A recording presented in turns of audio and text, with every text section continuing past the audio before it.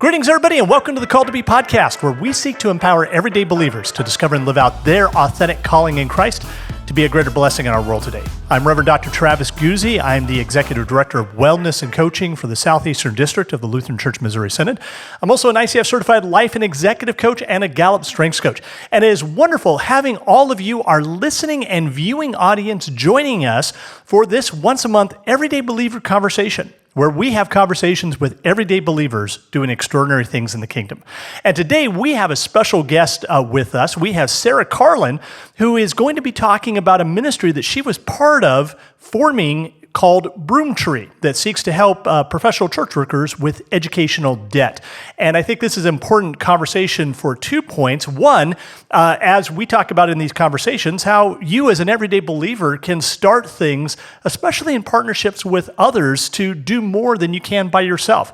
And also that we have a wonderful calling of our professional church workers that a lot of them, I don't think we realize kind of the struggle, the debt, the sacrifice that they make to be able to love and serve us in their callings in ministry. And so this is just going to highlight a little bit, not only of maybe inspire you of what you could start, but also help to support your pastor or church workers in your congregations. Before we dive in and introduce Sara to all of you, I do want to encourage all of you, don't just listen and view this podcast. Share it with somebody who you think would be inspired and blessed by it. Also, make sure to like and subscribe. It helps with the algorithms so that we can get the word about this Call to Be podcast out to others, that they would be blessed as well. And with that, I want to officially welcome you, Sara Carlin, to the Call to Be podcast. Hello, Reverend Dr. Travis Guzzi. It's like such a mouthful. It is. Awesome. I don't throw the right reverend in there, so it makes it a little more simple. Thank you for that. Yeah. Hey, it's wonderful having you joining us for this podcast. Hope you had a wonderful Christmas and New Year's celebration. Yeah, you too as well. We are thrilled. I am thrilled to be here and talk about Broom Tree and see how your New Year's going and to start out our New Year like this. Yeah, wonderful. Well, thanks for being here. Hey, so one of the things we always like to do with these everyday believer conversations is just to get to know our guests a little bit. And so I'd like to find out just a little bit about your life and faith journey that brought you to this point so far. Sure. I have been a Christian my whole life. And started out, I can still remember 5 years old standing up in church singing "When We All Get to Heaven." I mean, just weird hymns that just come back in my head. But the three words I think that kind of sum up my life are God first, family, and music. So I am a singer, worship leader. Music's near and dear to my heart. Not quite up there with my family, but also not quite up there with God either. But because of God, He's given me that awesome talent that I can share that way. That's wonderful. That's great. A little passionate, just in case I get a little worked up over our topics today. Yeah. No, hey, I love people of passion. That means you've got a love and motivation for what you do. Hey, so we're talking about Broom Tree today, and I would love to just find out and share with our listening and viewing audience a little bit about what is the mission and vision of Broom Tree, and how did it all come about? Yeah. So first of all, I have to give you the full mouthful of what Broom Tree is, because I'm sure there's a lot of people who are like, what are we talking about? So the full name is the Broom Tree Fellows Loan Forgiveness Program. So that came about a little bit later, but first we recognized in 2013, we started talking about this problem of seeing our friends who were youth ministers, our friends who were DCEs, pastors with a ton of debt coming out of school and considering a second job, considering other things that might take them away from where we got to know them, which was as a church worker. And that was breaking our hearts to think we might lose these valuable people, one that we had come to know and love, but we could see God working through them. So we started talking amongst ourselves. What can we do? How do we help these people? We knew a loan wouldn't really help them a lot. They already had loans coming out of school. Scholarships didn't help because scholarships help at the beginning of their educational journey. So grants, we found out there weren't many grants out there offering loan forgiveness once you're out of school to help that ease that debt a little bit. we had some, we have a list of qualifications that we want to see in people who are applying, but we created this program to just help ease that burden a little bit so that those people whose hearts are dedicated to God in that ministry want and can stay in that ministry. Wow, what a wonderful vision to be able to help those who serve us so much. Yeah. How widespread is the problem of educational debt for our professional church workers, and what's some of the practical impact that it has on their ability to serve? Yeah, it's a great question because so we've been doing this for 10 years. 2024 is our 10-year anniversary. I have to do a big plug, sorry. We are so excited that we have made it 10 years, but that we have been blessed to make it 10 years and impact a lot of people. So I guess when you talk about how widespread, I would take it to what we've seen over the last 10 years. We've reached over 13 denominations of people who are working for God in his ministry.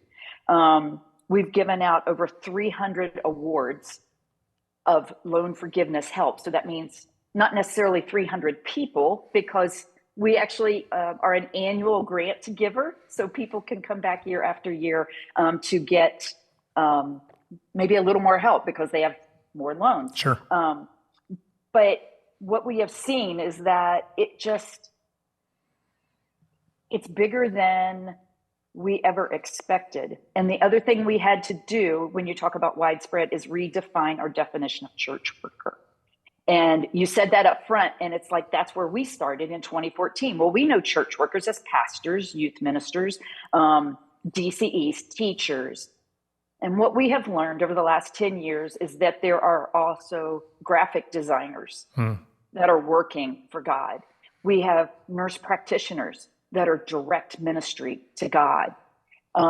We have obviously teachers, but the definition spread. So our widespread view spread over that time too. And I love that we've been able to see a bigger audience, a bigger need of people we can reach.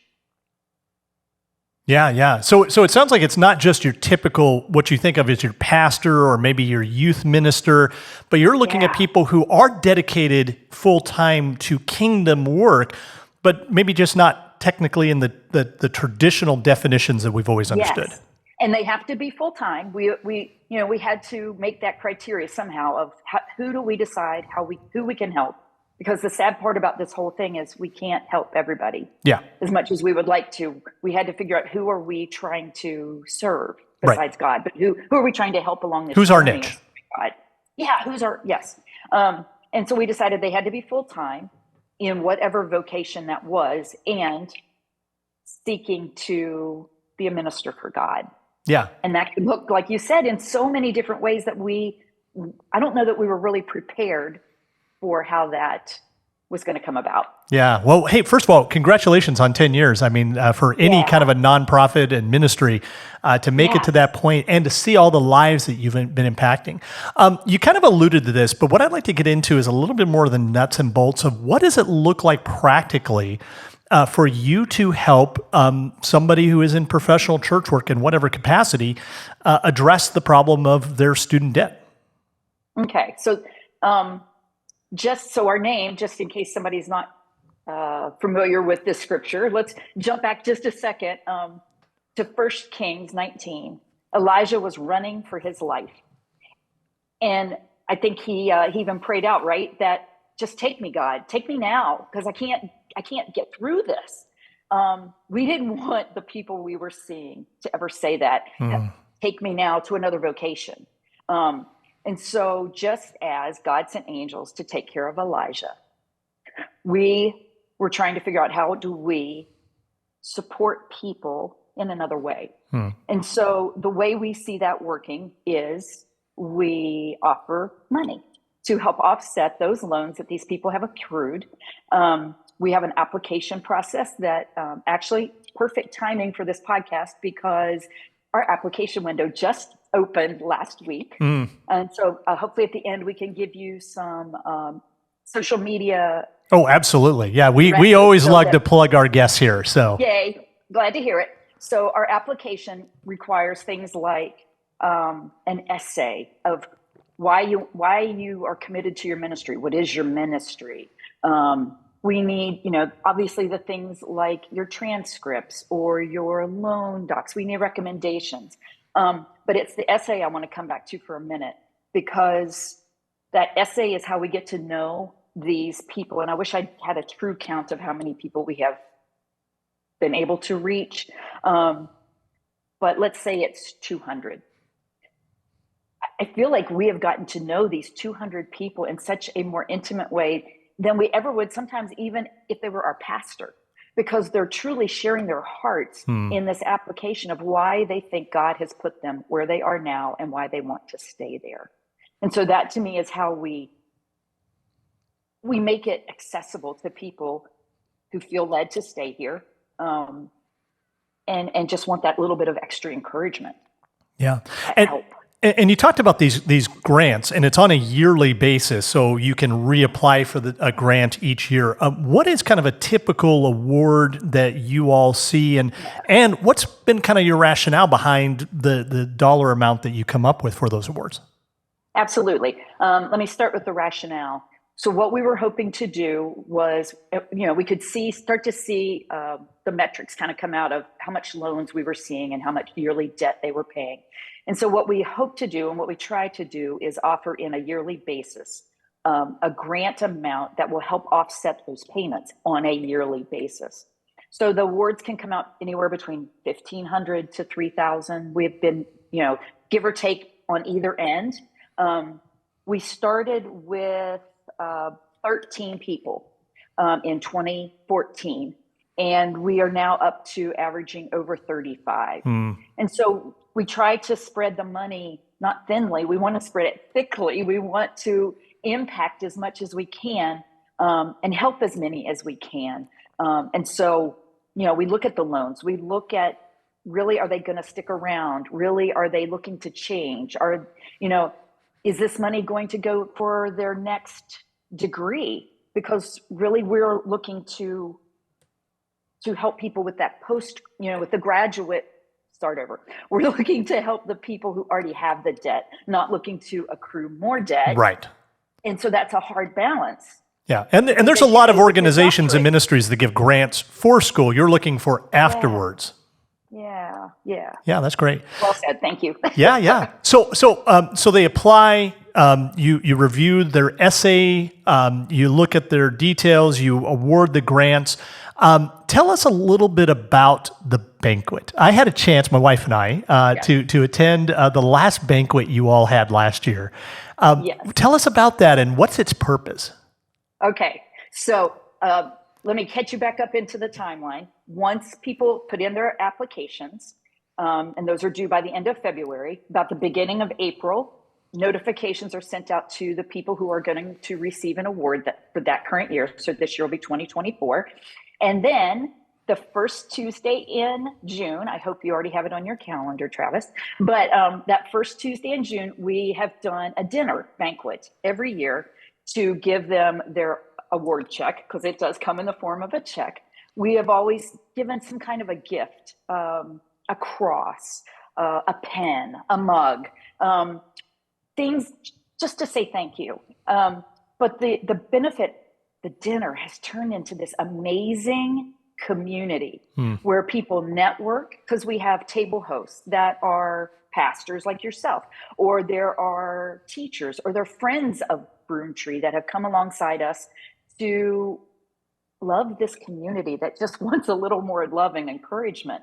And so the evening sometimes it takes 2 hours, sometimes it's 3. We let people say thank you or just have a word. We usually have a special speaker to add some more encouragement. But let me tell you about this year, our 10-year anniversary. I'm really excited. I'm sorry.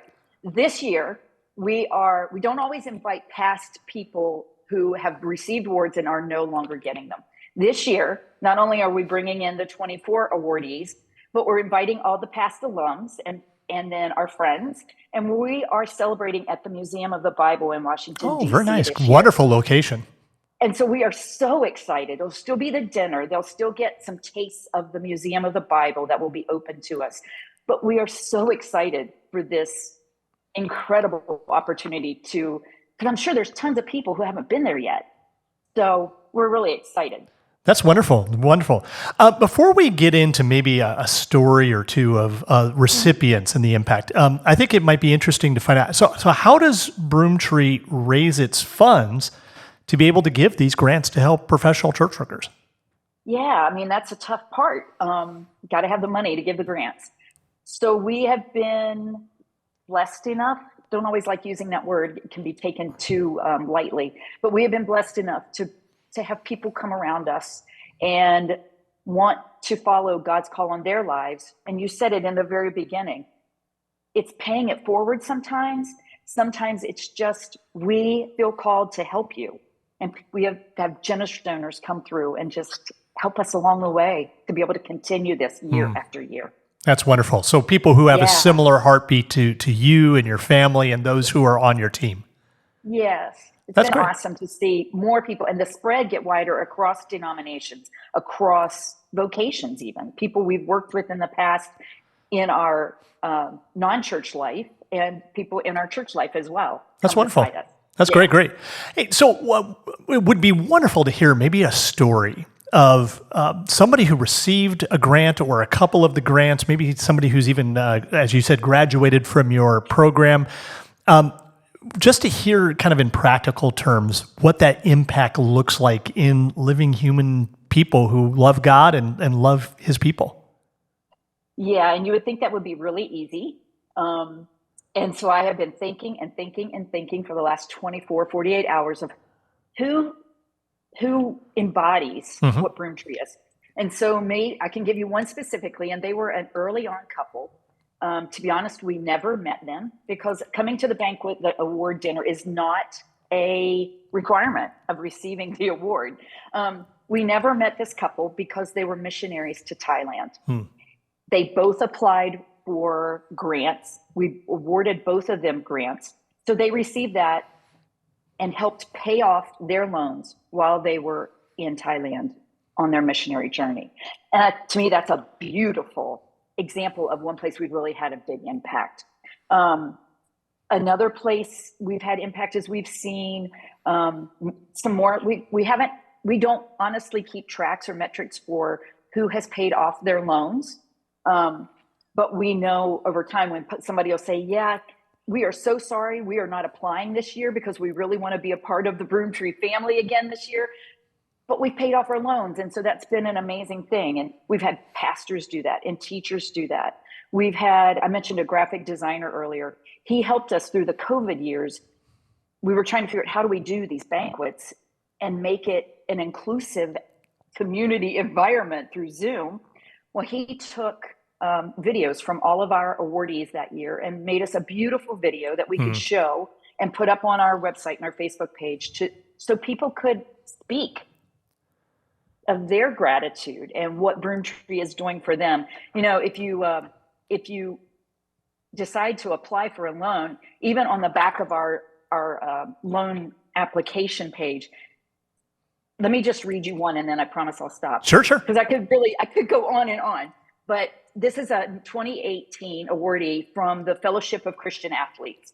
That's one of the ways our church worker definition got widened with Fellowship of Christian Athletes. It says, this person wrote, "It is an encouragement to receive these funds to apply toward my remaining college loan balance and a direct answer to a recent prayer for God to provide for me in this way. God has given me hope and refreshed my spirit through you, much the same as he did Elijah in 1 Kings 19. And I think that's what we see is faith has brought them on this journey. And then the journey throws a road bump in there. And God says, it's okay, I got you. And takes them to maybe getting this grant, which bolsters their faith again and directs them back to God. And so there's this beautiful cycle of life thing happening that I think only God in his amazingness can show us and bolster our own faith as we are helping to do this for other people. Yeah. But I have so many more stories I could give you, but I'll stop there. You said 1 to 2. But it's just been an incredible journey for us as well as the people who are receiving these awards. Yeah. Well, and it sounds like in a very real way, in meeting the real need of educational debt and the pressure that can have of not only staying in ministry, but caring for your family, that you truly are an answer to prayer and an encouragement of faith that God is active. He is moving through his people to provide what is needed so they can continue on in ministry. So one other thing, it's these people who are graduates, so they're what, maybe mid-20s, late 20s, some of them are a little older, but they're in this phase of their life where they're wanting to start a family, they're wanting to buy a house, they're wanting to plant their roots. And compensation for ministry workers is not always at the top. We do not get into this for getting rich. Yes. So it's a richly blessing in heavenly words, right? That's right. Heavenly terms. And that doesn't always equate to earthly terms. And so we see these people kind of heartsick that they just want to get married, but they don't feel comfortable asking this person to marry them because they don't feel stable yet. And so in some ways, this has allowed them to have a little bit, just a little bit, we're only hoping a little bit, a little room to breathe maybe in their personal lives. So it's one less thing they have to put towards, money put towards in their monthly budgets. Okay, maybe now we can start to see other things open up, other doors open up by trusting and having this faith. Yeah. Wonderful. Thank you for sharing that. Sounds like there's been a lot of joy that has come from being part of this, seeing lives impacted, helping people with real need with educational debt. I'd like to talk about maybe what are some of the challenges that you've experienced in this process of helping to get Broom Tree off the ground and continue its mission and vision, and how have you not only overcome those, but how's God helped you overcome those challenges? Yeah. I always want to put the challenges behind me, but if we don't look at those and learn from them, where are we going to be in 10 more years, right? So I told you in our first, in 2014, when we first put out the applications, we just looked up a bunch of churches in the Northern Virginia area and sent out these mass mailing. And we got a whole lot of credibility questions, like, why are you asking for such detailed information? Are you for real? How are you scamming us? How does this work? This is a new scam I haven't seen. And then when these people got notification were going to receive an award, they're like, do I come to the dinner? Because we even had a dinner that first year. Small what are you going to do to me? Like, yes. Why should we trust this? But they say they're going to give me money. Do I go? Do I not? So credibility was huge at the beginning. Right. Because we didn't have a Facebook page. We didn't even have a website at that point. So there was no way for them to validate that this was a real thing. Right. So trust was huge at the beginning. Also, and something we've talked about here now, is that widening our definition of what a church worker is has been a challenge and a joy. Because I think I cut some of those people not enough slack in the past, thinking, well, you don't work for God, you're just out playing with kids, or you don't work for God, you're doing something. And it's been a joy, a challenge and a joy to have my eyes open, to have the committee's eyes open to these essays we're reading about a faith statement and what that means to them. And that, they are following God's calling. They are in ministry, sleeves rolled up, knee deep in it for God. That's awesome. And so that's been the challenges. And the joy, I think, for me personally, is I've been blessed enough to be the host for the last several years. And it's really fun to see all these people, still some of them questioning. Each year we get a few new ones and they're like, really, this is real. I can see you all have a history. I can see some numbers. I'm starting to believe you all are real and you're really going to give me a check at the end of this night. But there's more. Yeah. The community that comes about that they see when they walk in. One person described it as this aura in the room that when you walk in, you feel accepted, loved. And I'm even choking up thinking about it because we truly love these people that are putting their lives out there in a sacrificial way, just as you said at the beginning. And they don't always get the credit for that. And so when they come to me and they say, thank you, and it's like, no, it's not about me. It's not about the committee. It's not about this thing called Broom Tree. It's about our awesome God that has allowed us, with different gifts to come together in community. Yeah. to help each other. Yeah. That's such a wonderful story. And it's so sad we live in a world in which there's such skepticism. I remember one time our church did free gift wrapping at the mall, and people are like, free? It's like, yeah, free. Free? Yes, free. It's okay. But we live in this world in which there's so many scams, and to be able to go out there, I think you really talked about something is establishing that credibility. Mm-hmm. Trust is hard to come by nowadays. And if you can prove yourself trustworthy and build that trust, the impact that you can begin to have in people's lives. Yeah. And I think also word of mouth has helped a lot. Yep. And that's because of credibility that we're gaining as we go along, that pastors are willing to share with their staff. Okay, I believe this is real now. I know you have some debt. Maybe these are not some Nigerians who have got the latest scam going, right? Yeah, exactly. Wonderful. One of the things that this podcast is really about is really diving into Luther's teaching on vocation, that we all have a calling, that all of our callings, it's not just professional church worker, but whether it's with our family, the workplace, in community, it's all about love and service. And every calling is a holy calling. And through it, that God works in a hidden way where Luther talks about the masks of God, that it's not just us love and serving, but it's God who loves and serves through us.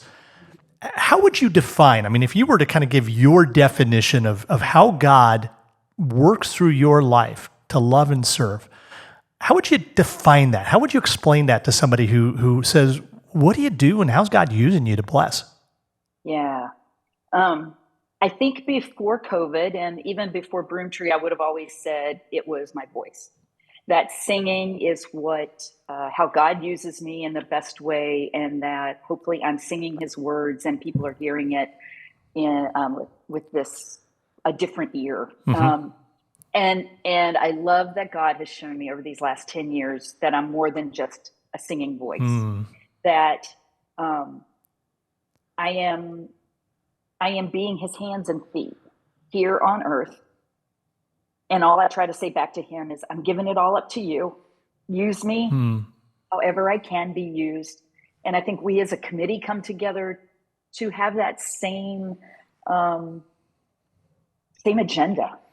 That the only agenda is, God, how do we be yours? Use us, use what you've given us to turn it back over to you and strengthening your kingdom, your ministry here on earth. Yeah, amen. Well, it sounds like he's definitely been using you to have a wonderful impact. So blessed. Yeah. Let me ask you, so for our listening and viewing audience, as they listen to this conversation, maybe God has been stirring in their mind and heart, that there's a particular passion they have, like for you and for others that surrounded you, is passion to help church workers, those in professional ministry with educational debt. What advice would you give to somebody who's been thinking and praying and pondering, maybe I should start a ministry or a nonprofit? What advice would you give to them? Yeah, it's a tough road. Let me just start there. Because if you think you're going to just have this amazing idea and it's going to be smooth sailing after you have the idea, think again. There's a lot of hurdles that having a successful nonprofit, you have to jump those hurdles. And I think you really have to think about your idea, really question your willingness to dedicate your life to this thing, to see it get off its feet, because those first few years, they're really going to be hard. And the devil will throw roadblocks in your way. And those detours you have to take sometimes to get around those roadblocks can make you want to say, okay, I'm done. Yeah. I tried. This was a great idea. Just can't do it. But I also know that prayer and God are bigger than anything else. I know that when you have a great idea, going to people who are smarter than you, who maybe have done it in the past, kind of like you're asking me now, but not me. But people who have done this in the past, they know how to manage those roadblocks. They know how to smooth the road in front of you in the journey so that you don't hit all the roadblocks, so that maybe you don't have to have as many detours. Because there is no guarantee. We didn't know even 2 years into Broom Tree, this was going to work, that this was going to be a successful thing to further God's kingdom. Right. I'm thankful it is. I'm thankful that, we are 10 years strong. I'm thankful that we are reaching more people every year, that people keep returning year after year. But there's still no guarantees. Yeah. Just as an aside, we also have this program, we called it an alumni grant. And it's one that we are still wrestling with. You talk about how do you decide what to do? After we, I don't even know how many years it was, 6 or 7 years into this process, we decided, how else can we help? We want to give more. And so we said, okay, if you have been given an award in the past and you have some idea that you just cannot get the funding for through your church, through your job, whatever it is, we're going to open up a window, new application process, and give us your idea. And we will make up to a $5,000 award to this idea. We've had some incredible things come through. One was a garden that was started that now funds a free farmers market out here I'm in Loudoun County, so in Western Loudoun. It's grown beyond all measure. Another is a clinic that the nurse practitioner that is a part of Broom Tree, she's able to fund an all-day devotion, Bible study focused time with her staff because they are a Christian clinic. Yeah. And so she has a day now to kind of help every year, to re-energize them, to help them remember why they're doing what they're doing and who they're doing it for. But we still question every year, is this a good way to continue? Yeah. We know Broom Tree now is through loan forgiveness, is the alumni. It is, I think if you're not always asking questions, you're not going to succeed. Yeah. No, thank you. I think you gave some great counsel. One, count the cost.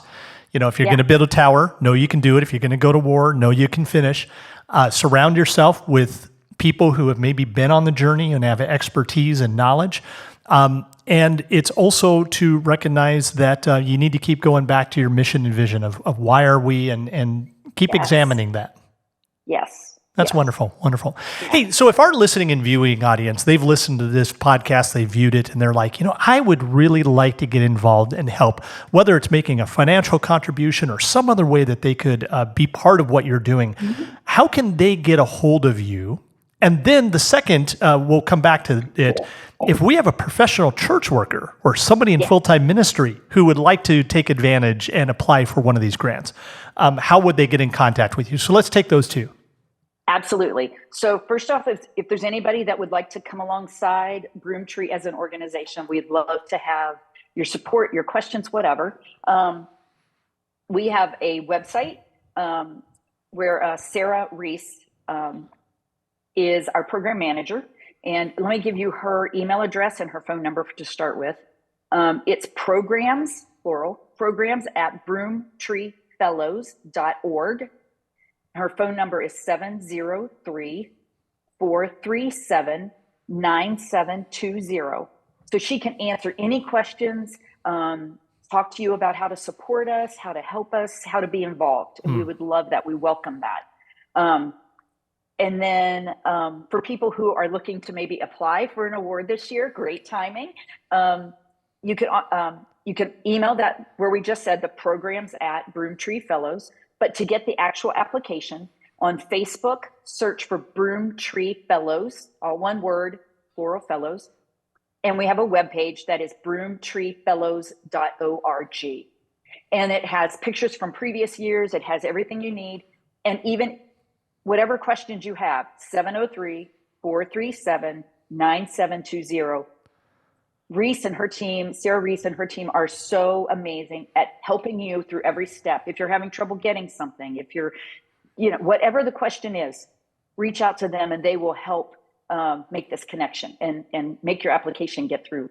Yeah, wonderful. Just like we need it to. Yes. Yeah. Thank you so much for sharing today. It's wonderful to hear about the passion God has laid in your heart and those who partner with you to help those in full-time church work and who are seeking to make a kingdom blessing, that you are able to come along and bless them with such a practical need as educational debt. So thank you for the work you're doing.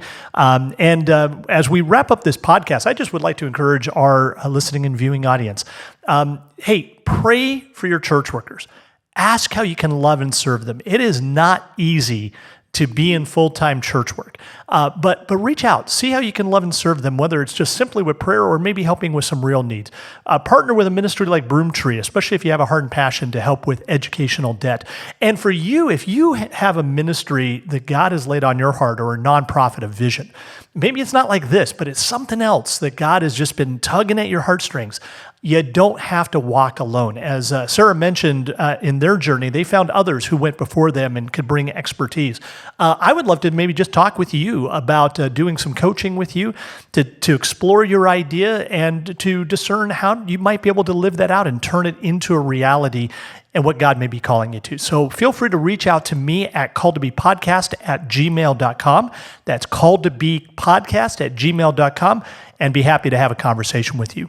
Thank you once again for listening and viewing to this podcast. We hope it was a blessing to you. Make sure that you share it with somebody else.